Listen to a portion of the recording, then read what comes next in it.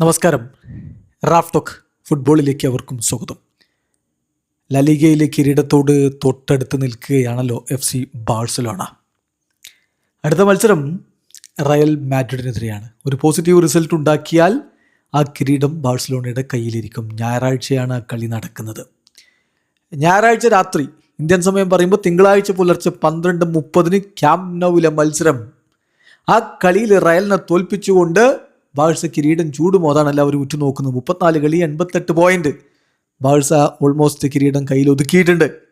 Real 34 കളി 77 point. Mathematically റയലിന് സാധ്യത എന്നൊക്കെ പറയുമെങ്കിലും ബാഴ്സ ഈ കളി ജയിച്ചാൽ പിന്നെ മറ്റൊന്നും നോക്കാനില്ല. കിരീടം ബാഴ്സയുടെ കയ്യിലിരിക്കും.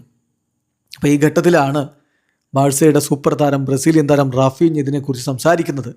റയലിനെ തോൽപ്പിച്ചുകൊണ്ട് കിരീടം ചൂടണം. അങ്ങനെ ചൂടിയാൽ അത് ഇൻക്രെഡിബിൾ ആയിരിക്കും. പക്ഷേ ഇനിയിപ്പോൾ അത് സംഭവിച്ചില്ല എന്ന് കരുതുക. എന്നാലും കിരീടം ചൂടുക എന്നുള്ളതാണ് പ്രധാനം, എതിരാളികൾ ആരാണ് എന്നുള്ളതല്ല.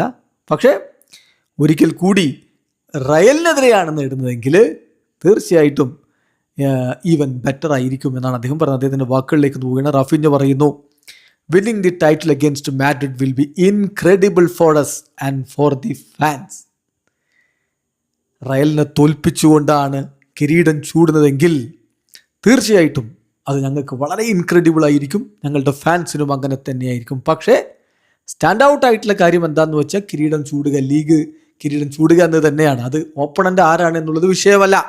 എന്നാലും if it has to be against them, അവർക്കെതിരെയാണ് അത് നേടുന്നെങ്കിൽ, റയലിനെതിരെയാണ് അത് നേടുന്നെങ്കിൽ, then so be it, even better എന്നാണ് ഇപ്പോൾ റാഫീഞ്ഞ പറഞ്ഞത്. ഇനി അതിന് സാധിക്കുമെന്നുള്ളതാണ് കണ്ടറിയേണ്ടത്. റാഫീഞ്ഞ പരിക്കിൻ്റെ പിടിയിൽ പെട്ടുലഞ്ഞ ഒരു സീസണാണ്. പക്ഷേ ഇപ്പോൾ അദ്ദേഹം ഫിറ്റാണ്.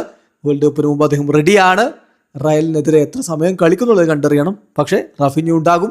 ബാഴ്സ ഈ പറഞ്ഞ പോലെ റയലിനെ തോൽപ്പിച്ചുകൊണ്ട് തന്നെ ക്യാമ്പ് നൗവിൽ വെച്ച് തിങ്ങി നിറഞ്ഞ ആരാധകർക്ക് മുമ്പിൽ വെച്ച് എൽ ക്ലാസിക്കോയിൽ കിരീടം ചൂടുകയാണെങ്കിൽ വാവ് അത് വല്ലാത്തൊരു ഫീലിംഗ് ആയിരിക്കും. പ്രത്യേകിച്ച് റയൽ വല്ലാത്ത ഒരു ദുർഘട സന്ധിയിലൂടെ കടന്നു പോവുകയുമാണ്.